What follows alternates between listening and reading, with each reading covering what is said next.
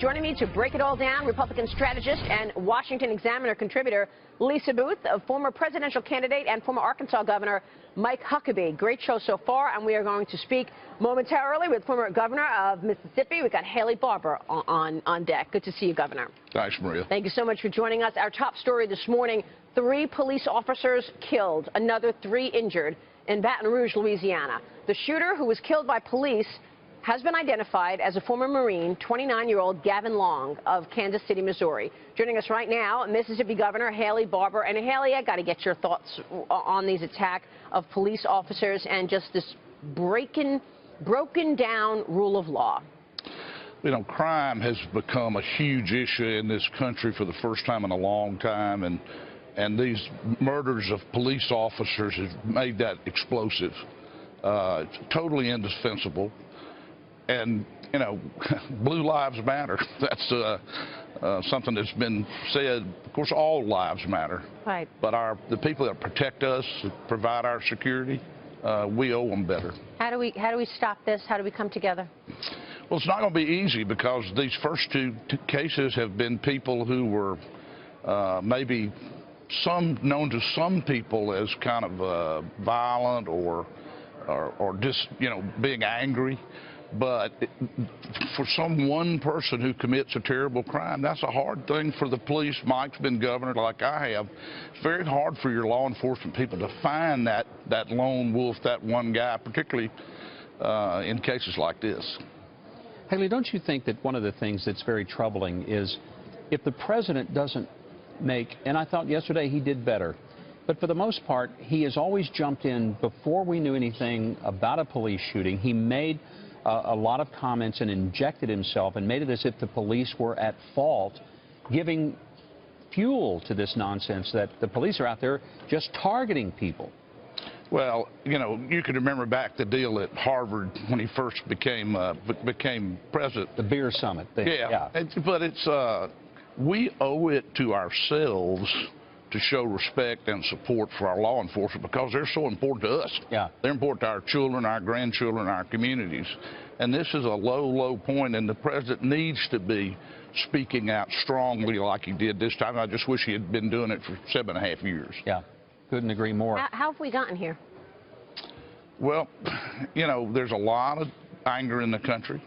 The economy, while the president talks about how great the economy is and Wall Street's doing great, but out in the heartland, this is a very, very weak recovery. On Main Street, you can't tell the difference between the recession and the recovery. Median household income's down. More small businesses are closing than are opening, very unusual in our country.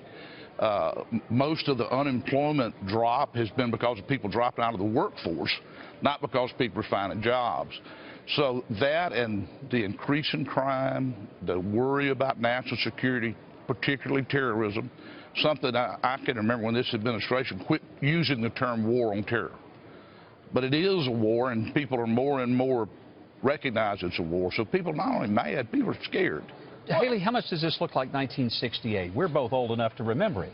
And nobody else on this panel is. I mean, you guys are young, but I mean, it does seem like 1968 all over again in many ways, doesn't it? There's no question that there are great similarities, but one of the problems, 1968, there was not this much widespread violence. There was not radical Islamic terrorism as an external as well as an internal threat. Well, and Governor, what we're seeing, you know, so many Americans, I think, are sitting back right now, and they're saying that the middle class has been left behind by the president. They're seeing the world burning as ISIS global reach continues to rise.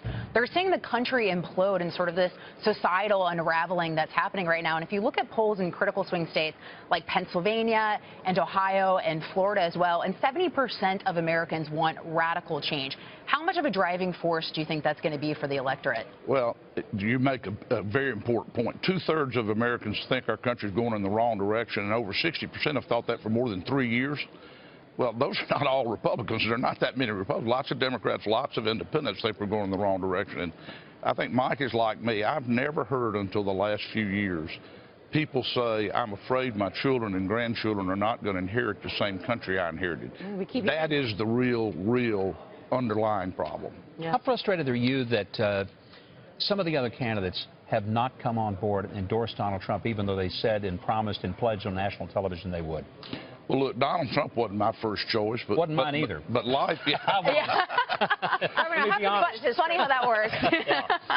life's a series of choices. Yeah. And if the choice is Donald Trump and Hillary Clinton, I'm for Donald Trump every time. Yeah. Well, and speaking of those serious choices, I mean, you look at 92% of Americans believe that Hillary Clinton either broke the law or exercised bad judgment. How much of a referendum do you think this is going to be on Hillary Clinton? Well, I think it's very important, but another number that struck me is even more powerful. In every poll since Comey has said the FBI wasn't going to recommend an indictment, in every poll, a majority of Americans have said they thought she ought to be indicted. I mean, can you imagine, Mike? I mean, we've been around a long time. I never thought I'd see in my life that we would have a presidential election where a majority of Americans thought one of the candidates ought to be indicted. And the former assistant director, Jim Kallstrom, said yesterday he thinks today the FBI is riddled with political correctness, which is an unfortunate thing when you see what's happening. You know, Ginsburg coming out from the Supreme Court. You see Jim Comey, people questioning whether or not, you know, it just goes back to, is the system rigged? When you also look that there's 1/3 of Democrats and 60% of independents that believe the FBI should have recommended charges as well. I mean, so that's, you know, those numbers. I mean, you've worked in politics for a long time. That's damning for Hillary Clinton. Well, it's wildly unprecedented. Of course, you know, we have this time the two most negatively perceived nominees for president in the history of polling. Right. And that is really going to color this election. But this idea that a majority think one of the candidates should be indicted? Extraordinary. Do you think Mike Pence helps Trump? I do. I think first of all, he's very well regarded in the political community. He's a very good congressman, a good governor. He's got ties that Trump needs and wants. And also he's going to help him among religious conservatives. I think he's a good, safe choice. And the Democrats are going to try to make him out to be an ogre. And he is such a pleasant, affable, respectful person.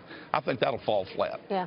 What about the people who are not here this week? I mean, the convention kicks off today here in Cleveland, but there are many prominent Republicans who didn't attend. How does that affect the state of the GOP? A little bit of that has two answers. There's some people who are not here because they're running for re-election this year.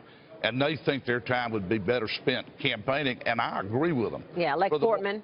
Yeah, for the ones who are not here because they're trying to show that they're not happy, I wish they would get on board because it is a binary choice.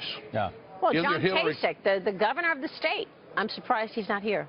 Well, I wish he were going to be here because either Hillary Clinton or Donald Trump's going to be president, and we need to do everything we can do to make sure it's Donald Trump, not Hillary Clinton. Yeah.